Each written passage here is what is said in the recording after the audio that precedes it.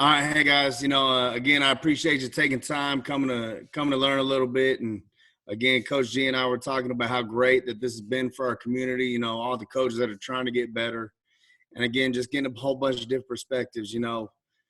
This defense that I'm going to talk about a little bit about. It's kind of when I was creating it, when I was working with the head coach to kind of talk about and talk through it. The big thing was trying to create simple rules with kids that haven't been playing football a long time. At the last spot I was at, some of the kids started as freshmen. They didn't play youth football. They didn't play Pop Warner, Pee Wee. So we really wanted to try and kind of put them through like an accelerated course of football when it comes to playing the defensive side.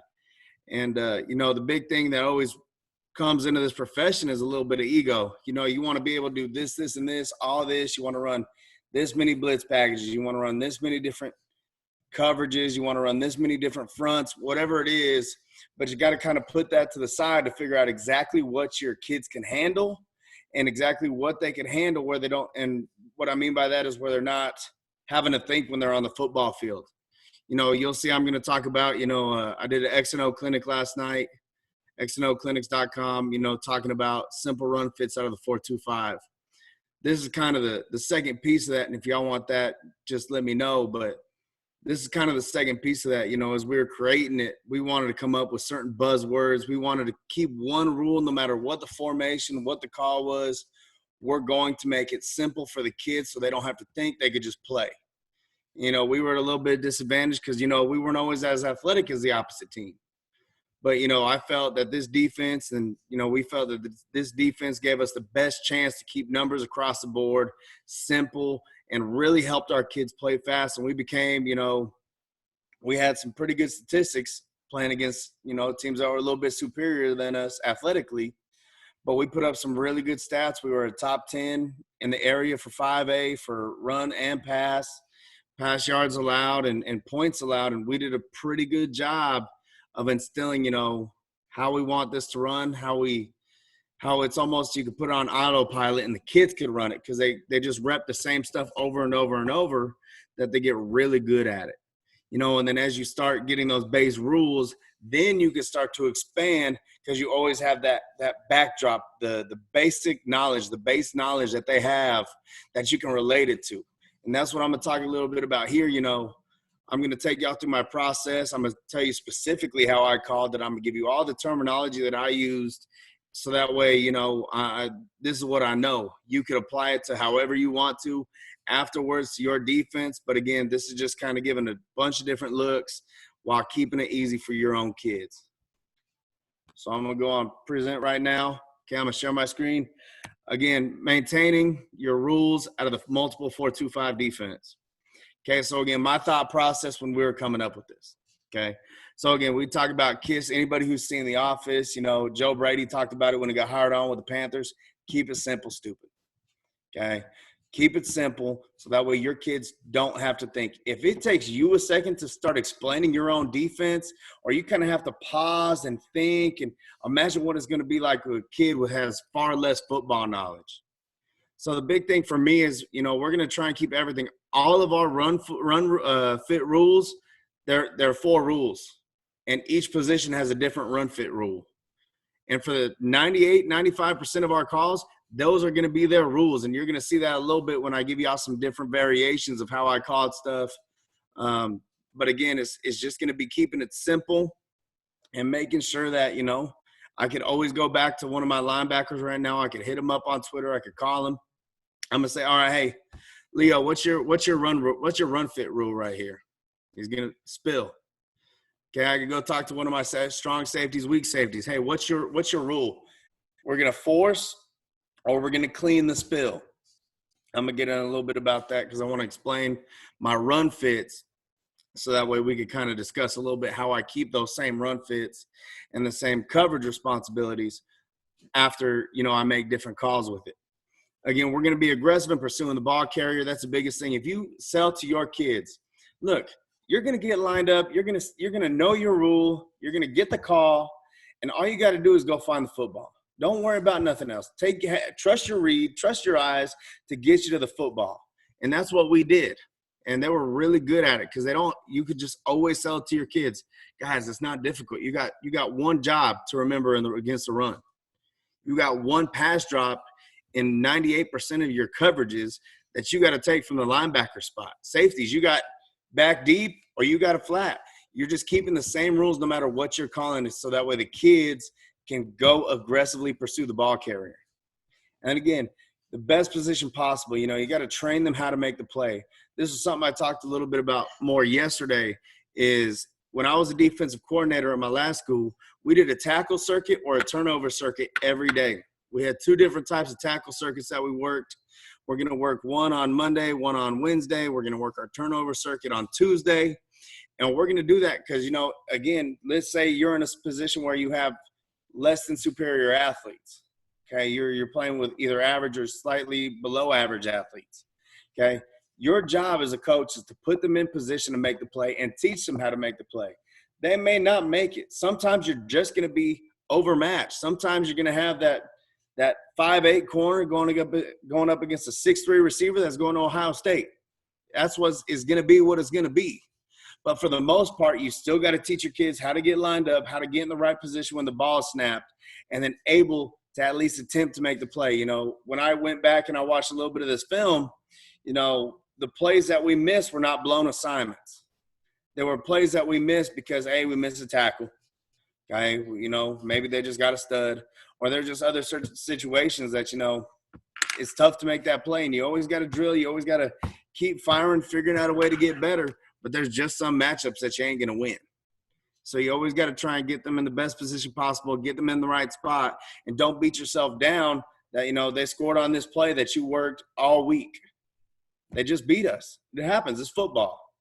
So, again, just those were my thought processes going in. And like I said, I think it ended up we played really good defense. So, again, how to call this defense. Again, I'm going to give you everything that I have, from terminology to how I call it, who call all of that stuff. So, I prefer to split the coverage and the front calls the same way that I split the front and the passing strength calls. Okay, those two are going to be completely separate because they got two separate roles. The only person that's really involved with the fronts from time to time and the back end and the back five is the strong safety and the weak safety. Because, sometimes we may have to blitz, so that's when we're going to tag something. They're going to be blitzing, and now they know that they have to tell their D end or whatever how they're going to rush the pass or how they're going to fill their gap or what gap they're supposed to go into. But that's the only time that the front and the coverage will ever be combined. When I did this, I had a really good secondary coach the first year. I had a really good corners coach first year. Coach Fowler, he's a head track coach.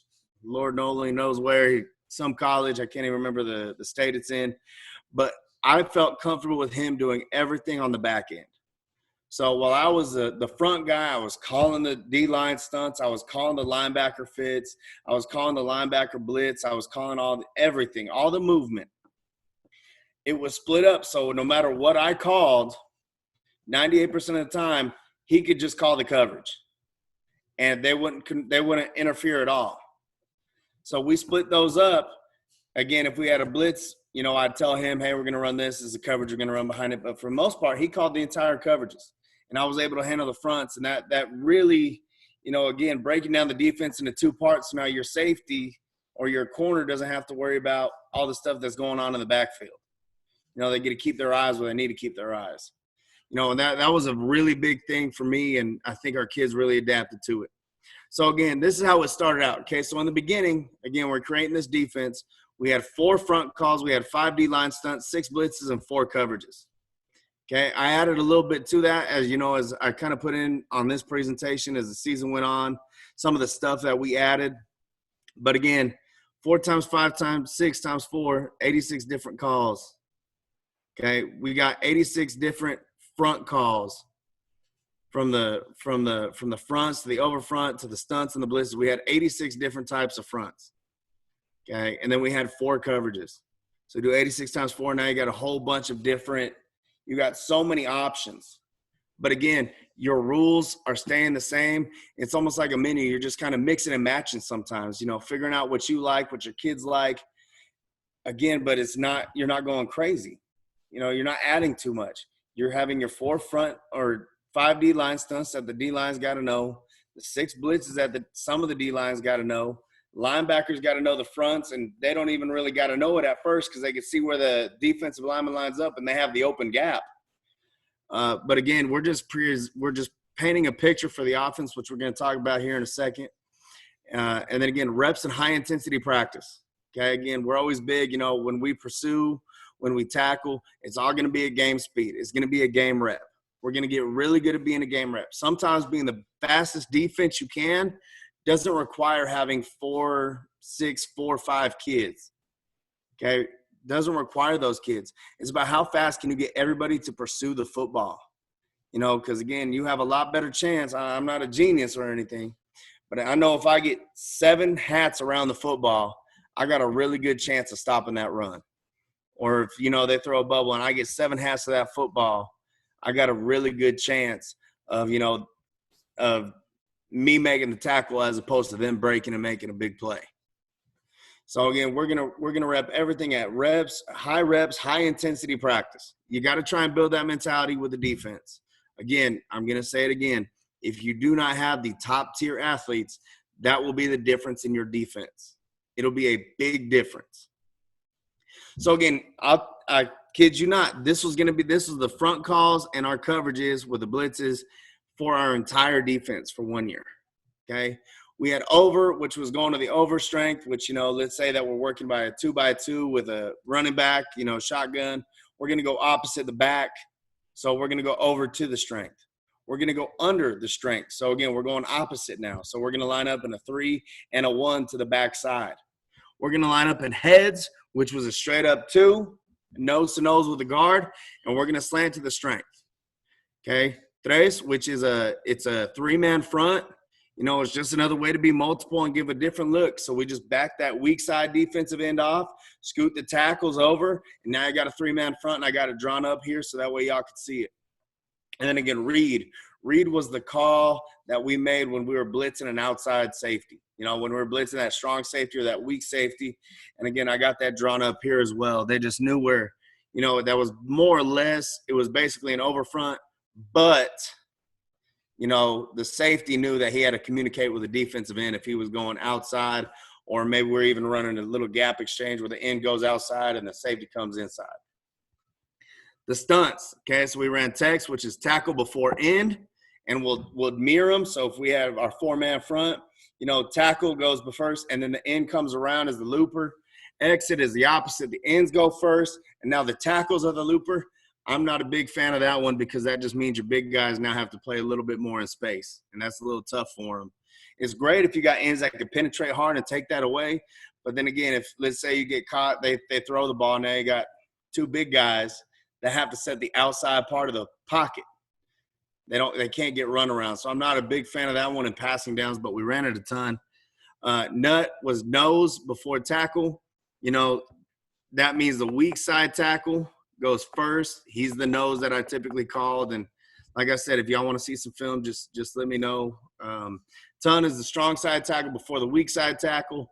Toro is our tackle to the strength. Not our tackles, our defensive line to the strength.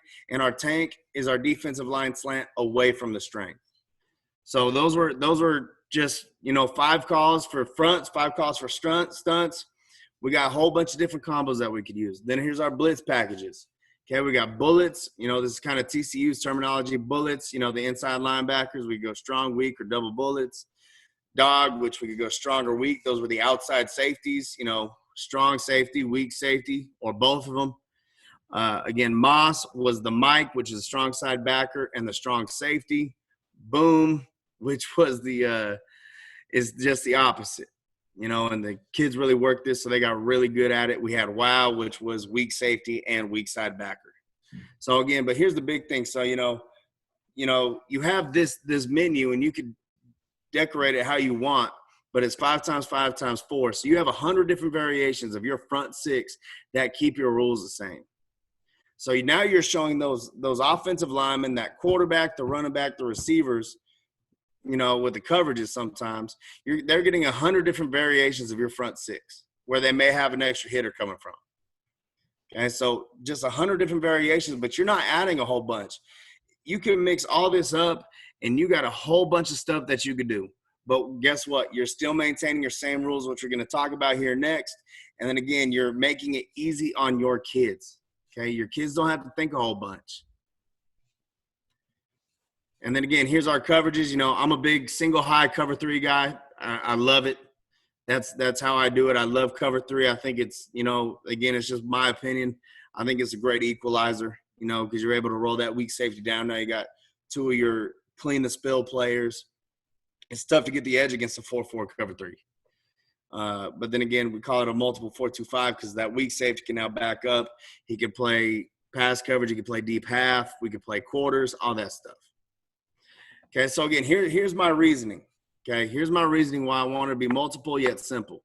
Okay, again, you can't play base all game and expect to win. Guys, the game is already geared towards offensive coaches.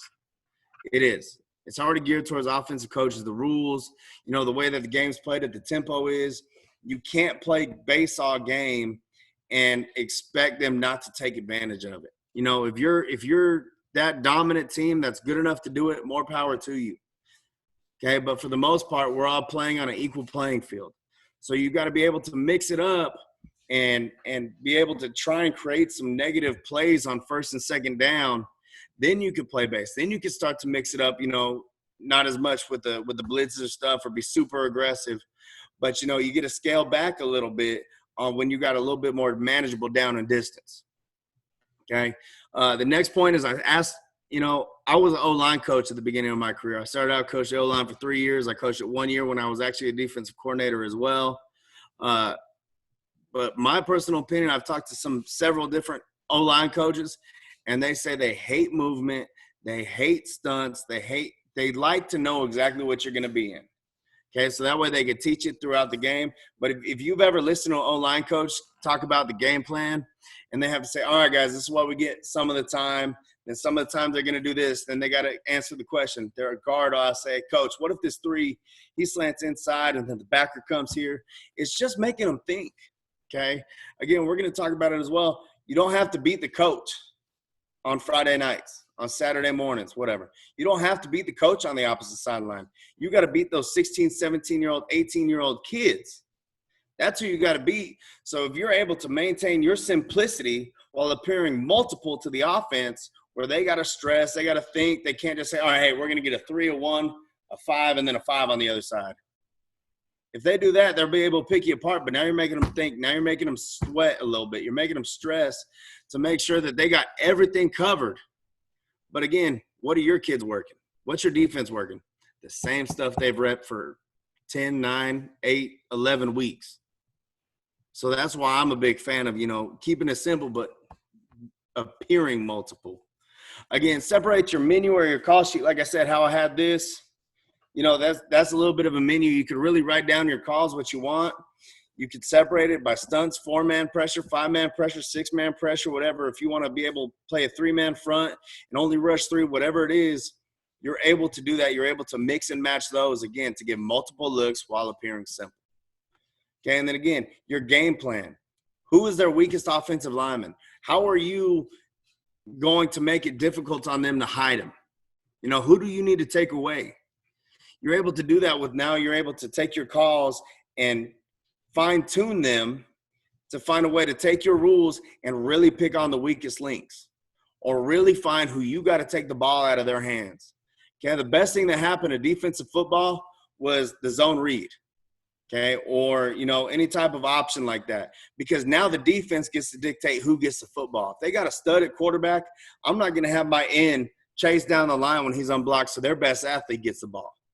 I'm going to make sure that I rep that week. That end is going to stay put so that running back gets the ball. He may get 2 yards. The other dude could get the ball once and have touchdown. So, again, that's why I'm so explicit on keeping it simple, making sure that we're doing what we got to do. We're repping the same stuff week after week. Now I could use those rules in my game plan. So, again, here, like I said, you want to paint a picture for the offense. I'm a big person. I'm a big believer in, you know, I like movement on the defensive side. Not a whole bunch. Okay, I don't like, you know, we did the amoeba thing once, you know, the crazy defense where everybody's standing up, moving around. But I like to show a pre-snap look and give them something completely different post snap. Or I'll roll my coverage late, but again, I'm still keeping my same rules. And again, executing versus a teenager as opposed to going up against that 35, 40-year-old on the other side. So again, here's our 4 rules. Okay, here's where I'm big on our 4 rules. Okay, so we got, no matter the formation or the alignment, we're going to have our 4 rules against the run. Okay, the D-line, if they're inside this umbrella, they're going to be a spill player. So they're going to control their gap, they're going to control the inside, and then they're going to make that ball bounce or spill to the outside safeties, who their job is to now either force, which we've called it in the past, or again, if your kids understand metaphors a little bit, their job is to clean up the fat guy's spill. Okay, so they're going to spill it outside this cup, outside this umbrella. Now my weak safety and strong safety have to be aggressive, getting to the top of that cup to make sure that that spill doesn't elongate where there's not a lot of people over here and there's more field than people. Same thing on this side. Don't let them elongate, where there's more field than players. So again, we're going to talk about spill. And we're going to go through it. I'll give y'all a couple example calls that I have. They're going to have, we're going to spill to the outside, defensive tackles, ends, linebackers. That's always going to be their job. Whatever gap that they have based on the call, their job is going to be spill to the outside gaps. Spill to the outside and let the strong safety or the weak safety clean that up. And I'm going to show y'all how I give different looks while keeping these same rules. Again, so the free safety, he's going to run the alley. So, again, you got a good dude. We took the first years that we did this, we took a pretty good receiver. He could jump out the gym, really athletic, and he just wanted to help the defense a little bit. So he played that free safety. And I can't tell you how many times that fool came down, unblocked, and just killed somebody, hit somebody hard. Stop the run dead in his tracks. Because, again, we got the spill from inside the cup or inside the umbrella. The strong safety or weak safety are bottling them up on the edges. And now that free safety is just a free hitter to come and make a play. And then, again, corners, I'm always going to tell them that their first rule is to cover. You're a pass-first player. Don't worry about the run. If you end up coming up, having to play the run, stay outside. Make sure that the ball's past the line of scrimmage so they can't throw it over your head. But your rule is going to be to cover.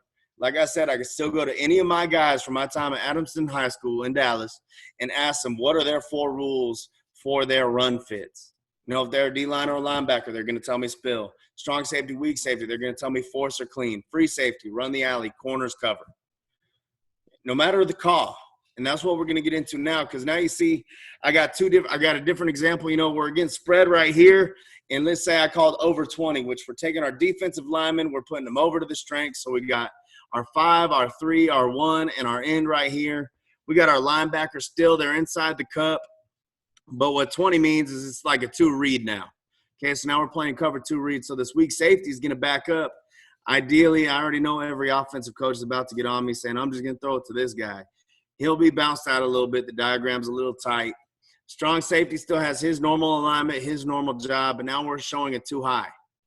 Okay, but now we got too high, but our rules still stay the same. I can pull it up. I'll draw it up.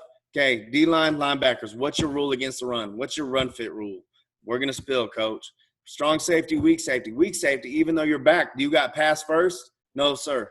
I got to make sure that I clean the spill of the fat guys. Free safety, even though I'm cheated over on this hash, does that mean I can't run the alley on the opposite side? No, coach, I got to take a better angle. So we've gotten different formations, different coverage call. Again, we got a 2x2 set right here. We kind of got a 21 personnel with 2 backs and 1 tight end. But again, their rules are going to stay the same. We've changed the call up. We've changed the coverage. We've changed, what the offense is giving us. Defensive tackle will be a little bit more inside the A gap, maybe in a no shade. But again, we've changed the coverage, but our rules haven't changed. I'm going to keep it simple so that way these kids on defense can play fast. Let the offensive guys think. Let them think a whole bunch. Okay, I want defenders that are instinctual, that know their rule, and they could go attack and rally to the football. Again, I made this mistake as a first-year defensive coordinator when I started out. I did what I just talked about. Everybody had these rules, and we're going to play a gap scheme different than a zone scheme. We're going to do this. We're going to spill on wrong arm against this team. We're gonna try and spill it out versus. I just made it where no matter what the formation, no matter what the coverage call, our kids are going to be able to see your formation. They're going to be able to count to 3 receivers, count to 2 receivers, count 2 backs in the backfield, whatever it is, and be able to line up and know their run fit rules. Because, again, everybody knows in the game of football, you got to do 2 things really well. You got to run the football and you got to stop the run. So that was our big emphasis in my time as a defensive coordinator. That's what our whole goal was. We wanted to stop the run first, make them throw the football. Coach, you got a couple questions here. Yes, sir. Do you care rather the weak safety or strong safety sit outside or inside number 2, also in their alignment, apex or head up? So, in this 2x2 set, I'm probably going to apex the strong safety. If I go back to this look right here, I'm going to apex the strong and the weak safety again. It was kind of a rough drawing. Guys, I don't have Vizio. I'm not a GA, so I'm pretty rough at that. So I'm going to apex them. If they're a big bubble team where I feel like their receivers are going to come block us, I'll probably put them head up and give us a better chance. But they still understand that no matter where they line up, if I'm lined up over number 2, if I'm lined up apex between the end man on line of scrimmage and number 2, I'm going to still have to get to the top of that cup and make sure that I clean the fat guy's spill. And you ever play weak side end in a 4? I haven't. To be honest, I haven't put them in a 4 on the weak side. That's something if I was going to stay at my last school, I probably would have looked at a little bit more, but I honestly didn't. I'm always – I'll explain this real quick. So you guys see how these ends are tilted, okay? I tilted them for a reason. My big reason was it wasn't to look cool. It wasn't to say, oh, like I'm some damn guru of the D-line, okay? The whole premise was to work with our rules, our spill rules.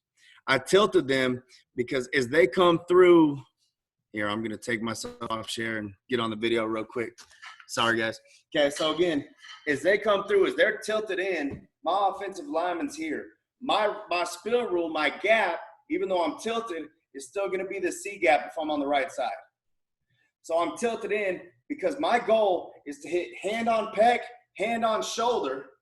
So now my outside arm is free, but now I'm in the C gap. And I'm compressing this offensive tackle into the B gap and either helping out my tackle or my linebacker. So I haven't played them a whole bunch in a 4. If I get the chance to ever coordinate again, I probably will. But it's just one of those things that I never had a chance to do. But I'd probably look at it. But again, I'm so happy with how my guys ended up playing in that tilt defensive end position, squeezing and compressing that B gap and making it hard on people. That I'd probably just keep doing it how I did and maybe throwing that 4 weak side as a changeup. Any other questions before I get back? Yeah, I got one more here, Coach. If number 2 has a cut split inside hash, do you have an automatic check? I do not. I try to keep it as simple as possible. Like I said, if I get another chance, offenses keep evolving. I may end up doing it, but honestly, I didn't. I'm not going to tell you I did because that'll make me a liar. Anything else, Coach? Yeah, another one just came in. Did you ever stand up the ends with them tilted like that? I did, but I didn't tilt them when I stood them up. Okay, because again, we started my first year as a defensive coordinator. We were a 3-man front, but it kind of sounds backwards when I explain it. But we started as a 3-man front, but we didn't have enough linemen, so we added more. Okay, and what that meant was we took outside linebacker type kids. And, we took those super athletic kids and we put them at D end. So, we tried it, standing up and tilted. It didn't really work out well. So eventually we just started training them all to where they could just put their hand down and, do that same thing from the tilted with their hand down because it just helps them so much more with leverage, get off, and, using their hands. Good to go, Coach. All right. I'm going to share my screen in. Again, y'all, if y'all have any questions, just feel free, honestly. So, again, got to try and speed it up, man. All right, so, again, no matter what they do, so here's our look, okay? So I got 2 different examples here. You could call this sniffer trips or twins with a sniffer, whatever. Whatever you want to label it. Again, I got a kid. He's slightly inside, so he's kind of apexing this game. Again, that all depends on game plan. He's apexing on this side, and we're in our single high look. You see, I give a little bit of wiggle room to the corners. Most of the time I like them pressed up to take away any quick game. This guy, he was a sophomore. He was really inexperienced. He had not a whole bunch of confidence. So I let him back up a little bit and play a little bit deeper. Okay, so that it's just – it all depends on the type of kids you got. You know, this kid, Adrian Rodriguez, I'll never forget him. He's 5'8", maybe 140 pounds. I think he wrestled 130 one time. But if I have anybody, I want that kid pressing because he believes that he's a real good technician. So I let him do his thing. Okay, he still knew his rules when he did it. But again, I'm gonna let him work. I'm also having my corners tilted in. I like them being able to see the whole field. And you know, if you don't got a kid that could backpedal into opening up his hips and running, you know, I think that tilts and the shuffle is a little bit of an equalizer. So again, kind of same idea right here. You know, we got our too high. This team couldn't throw the ball very much. So our safeties, I even let our safeties cheat up a little bit because they couldn't threaten us vertically. So now, even though we backed him up to a too high look, you know, we still got our 4D linemen, our strong safety, our weak safety, our linebackers, and our free safety. Those are essentially they're not all inside the box. I only have about 6 in the box, but realistically, I have 9 because now I have 9 guys that are able to help against the run. Even against 10 personnel, it may seem a little extra, but I did not want people to run the football. And, you know, we got hit sometimes in passing situations, especially when we're playing the single high. But I'm always a fan of you got to show me before I stop changing what I do. You know, you got to show me that you can hit that ball. You got to show me that you're going to hit that ball behind the linebacker and in front of the safety, you know, in a 4 vertical situation. So again, we're looking. I'm sorry, guys. I just got a text from somebody. Okay. So again, different looks, same run responsibility. Okay. Pass responsibility again. If it's a pass, let's say they drop back for some reason, okay, deep third, deep third, deep third. We got our weak safety and our strong safety. He's gonna collision number 2 as he gets to his flat drop. You know, he's got a little bit more time, so he can get to his flat drop from here. But over here, you know, strong safety, he's gonna collide with number 2, get to his flat drop. He's gonna be playing almost 2 read. This weak safety. Free safety is going to be playing his normal responsibility. He's going to have the deep half and cover 2 read. He's going to be read number 2 as well. And then corner's got 2 read.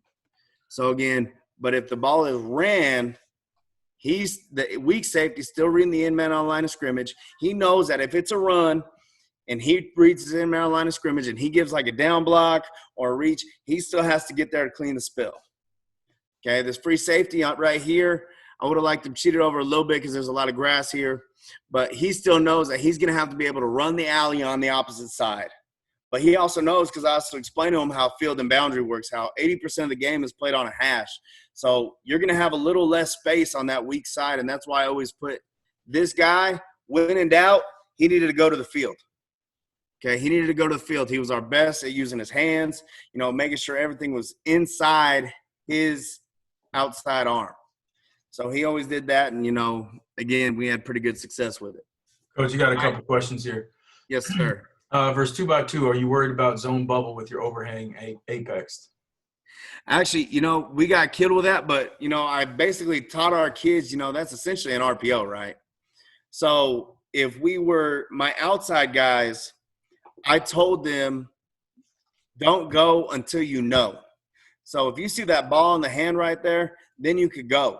But you could kind of buzz your feet. You could take it 1 step inside, but you don't need to rush down, because for them to get to your level, you have time to let that play develop a little bit more.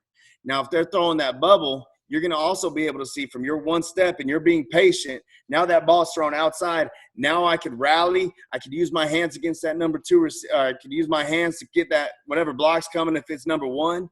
And now I could be able to go make a play, because I'm also going to have the corners help on the outside. So either way, I have help from both directions.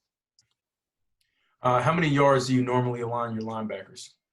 Linebackers, they're really tight in those 2 examples. Normally, I like them at 5 to 6, and I'll creep them a little bit before the snap happens. They're really tight in those videos because we were playing, again, teams that I didn't feel could kill us passing the ball. So we played them extra tight to the line of scrimmage, so that way we could try and tempt the opposing team to try and throw the football, knowing that we'd have a real good chance of stopping it. And can you go to that picture that you just had up? Gentleman had a question about the picture. He said the one on the left, who's covering the flat since you're in cover 3? Okay, covering the flat right here on the left, it's Yes. this back, it's this outside safety. It's this weak safety. So he's going to read the in-man line of scrimmage.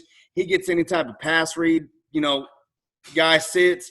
He's going to then take his one step, his read step, open up his hips, and get underneath number 1. And do you have certain players go to the field or boundary? Yes, and that's why I just kind of brought like this guy right here, 27. He was always my guy that went to the field or the offensive strength. So like let's say we got formation in the boundary. That's going to be his one rule breaker to go to the boundary because now they got the 3 receivers set on that side and they got a 1 receiver to the opposite side with really nobody to block my weak safety. So I felt good with him in that position of the field. But 98% of the time, I'm bringing this guy, okay, my strong safety, he's going to go to the field. My strong side backer, he's going to be opposite the back right here. Okay, and then my weak backer, he's going to be opposite. So these two weren't the best in space. So I wanted them typically to be on the smaller side of the field to give us a better chance. These two guys, 50, again, he's a real short kid. I'm probably going to get a message from my old head coach here in a minute, my bud. But he was real short. But that kid could run and he could find the football, and he excelled pretty well in space. So I wanted him towards the field, and I wanted my guy right here towards the field all the time to try and push stuff back towards him.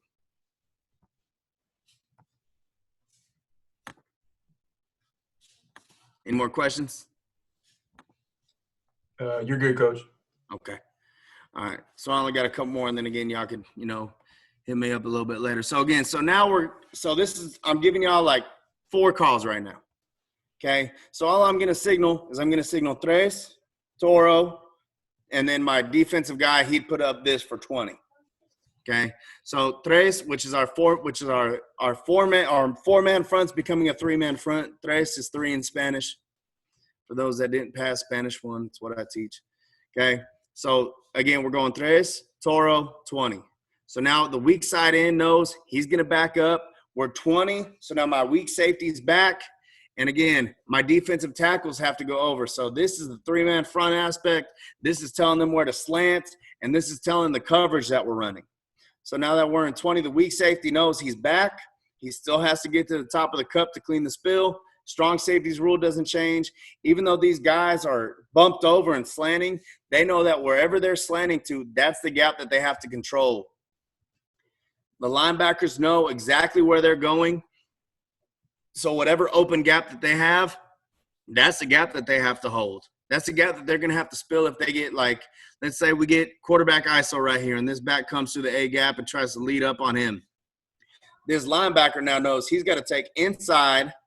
He's got to hit the running back on the inside shoulder, try and compress this space to make this quarterback hit here and bounce. Because, again, our end also knows that even though he's back and kind of standing up now, he's got to get to this top part where his C gap was as we started. And then, again, our weak safety down there and our free safety has to be able to run the alley. So, again, no matter what we call, they're going to have these same rules. Then we got over here, we got over, ton, 30. 30 is our cover 3, so we're going single high. We got over, which means we're going opposite the back for the front. So we got a 5, a 3, a 1, and a 5. And ton was our tackle before our nose. So the tackle is a strong side guy. He's going to be the penetrator. He's responsible for this opposite A gap. Yes, even from a 3, we could have done heads ton 30, which put him in a 2. But he knows where he's got to start and where he's got to finish holding his gap so that way he can still do his rule by spilling. Okay. The linebackers knew that ton was going to be the tackles taking full control over A gap. So now my linebackers are free to play B. And again, my strong safety and weak safety, even though I've changed, I'm running a different alignment or a different stunt, they know that they still got to go and clean the spill on the edge of the cup or the edge of the umbrella. Okay, and then again, we got over ton, weak bullet. Again, TCU terms, bullet inside means the backers are blitzing. So I'll go over ton just like I showed y'all. This is why I said lay it out like a menu and figure out what you want to call. okay, because we're going to go over ton, weak bullet. So over ton, again, we got a 5, a 3, and a 1 and a 5 on the opposite. Away from the back is the strength. So away from the back, you're going to have a 5 and a 3. To the backside, you're going to have a 1 and a 5. My linebacker, my strong side linebacker right here, he's going to realistically be lining up in the B gap because that's going to be the open gap for him. He knows ton. He's going to get that gap. And now my weak side backer, I've called weak bullet. So now it's the weak side backer blitzing the open gap. So now I've just given 2 different looks. You know, again, I could have called over ton, you know, bullet and have both backers blitzing. I could have called over ton and just have the stunt. I could have called heads ton. But again, you just sell it to your kids that, hey, defensive line, what matters to you in this call? Well, coach, starting over and we're going to ton it. Okay. Linebacker, what's the matter for you? Okay. They're going to ton right here, and we got a weak bullet. So, you know, I'm the weak backer, so I'm going to be blitzing the open gap. And 30, pass responsibilities. What are you guys going to do if it's pass? You know, corner's going to cover. Free safety's going to get deep third. You know, strong safety, weak safety. We're going to run to the flats. Okay, so again, that's just, you know, building it menu style and then picking out exactly what you want your kids to be good at, what you want to rep throughout the week. Just goes so far in your game planning. It'll make a huge difference. Because, again, it's simple. You're not reteaching everything. So, and then we got read, take, strong, bullet, 30. So, again, read, take. We talked about how take was going away from the strength, how we phrased it. So they're all going to slant that way. The end already knows he's already away from the strength, so he's good. We're going to slant here. We're going to take our 1, or we're going to be in a read so they can start heads up, however you want to do it. Start heads up or in a 1. They're going to slant away from the strength. This guy's slanting away from the strength right here. The end, he knows that since we called read, that safety is going to be coming. So he heard read, and then he heard take. So he knows he's slanting away from the strength. So he's got to be in that B gap, owning that B gap. And again, for those guys that are huge on gap exchange, you can do the same thing and, you know, have your linebacker. If I called, you know, read, take, strong bullet 30, you know, strong safety's going D, linebacker's going C or whatever. But anywho, end knows he's got to go in. Strong safety knows he's blitzing off the edge. You know, now the linebacker knows, hey, I'm still spilling, but now this end is going B gap. So I'm now technically the C gap player. And again, I'll pull it up on a, you know, when I go through the game plan with the kids on a Monday. Okay, I'll drop all the stunts and blitzes. All right, you know, ends, we're running. We take strong bullet 30. Okay, what is your gap and what are you responsible for? What's your run fit rule? Coach, we're going to slant away from the strength and what gap we're in. You know, if I'm an N, I'm in C. If I'm a tackle, I'm in B.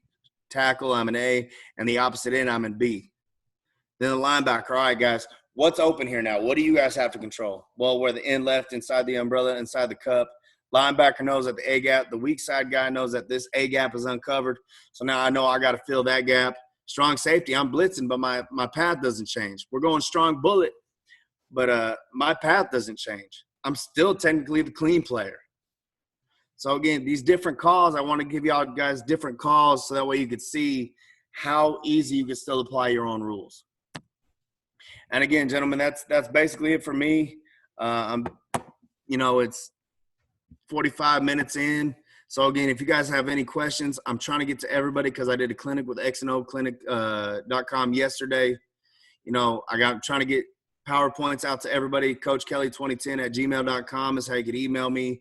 Again, I'm a big Twitter guy, so if you DM me, I promise I'm going to try and get back to you, but I have about 100 emails and DMs that I got to respond to talking defense. So just let me know. Be patient. I try and get back to you as quick as possible, even though it'll piss my wife off. But, again, I appreciate y'all checking in. Got a couple questions here, Coach. Yes, sir. How do you handle RPOs since your overhang players read the end man on the line of scrimmage? Okay, so, again – how we're going to do that is, you know, when I know that they're going to be RPO'd that week, I'm going to really rep the drill to show them, again, slow to go, but when you know, go. I don't want them moving. So, again, if I'm going to stop share, let's say I got my back, I'm on the backside and I'm the weak safety. Okay. So now I get read, my read is down blocking. So now that tells me that I need to get to the top of the cup or the top of the umbrella to, you know, clean it. or force that back inside. But I'm not going to rush right away because I have time to let that develop because it should spill out to me. So I'm going to tell him patient, wait a second. Once you see the running back with the ball in his hand, then you could go play the run, okay? If I still see that the quarterback has it in his hands and he's pulling and the ball's up, now I know I could actually play the pass. But again, if I'm sitting here and I'm not giving a true read, the quarterback should take the run. If I'm not rushing to it, the quarterback should take the run in that split-second decision.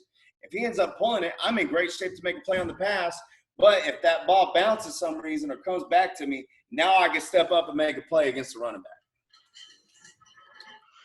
Do you try and hold too high shell in 30 or just forget disguise? It all depends. You know, I like disguising it most of the time. Sometimes, not most of the time. Sometimes I'll disguise it. Sometimes I'll line up in it. You know, the big thing for me is on the defensive side, I want those low percentage throws. I want you to have to squeeze it in between the linebacker and safety in my 3. Or I want you to take the long, deep outside throw that my corners could play on, even though they're splitting like 2 verticals, let's say. So I like my chances then taking those long throws. So I'll even sit in a cover 3 for a series or 2 and invite them to try and throw it because I feel good about my chance about that ball either being incomplete or being intercepted rather than, if I line up too high and you're just going to take the gimme, the freebie. In bullet 30, is a strong safety or weak safety rerouting to or buzzing straight to the flat? Say that again. In bullet 30, is a strong safety or weak safety rerouting to or buzzing straight to the flat? Oh, okay. So we're always going to reroute. So if they're, bullets are strong safety and our weak safety. So if we're going strong bullet, it means our strong safety guy is going. So the weak safety, he's always going to have a collision the backside. He's always going to have a collision.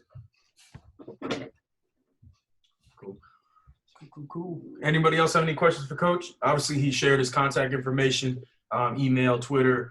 So if you have any questions, man, please feel free to follow up. Like you said, he's a busy dude right now, man. He's been grinding out there in the clinic world. So he's got a lot of people to get back to, but he'll for sure get that done. But if anybody has any questions, like I said, if you can't think of anything right now, you want to follow up, just make sure you do that. But once again, Coach, thanks again for jumping on with us. Running back talk last time, defense talk next time. Shoot, I guess we got to go special teams next time. I'm down, man. All 3 phases, man.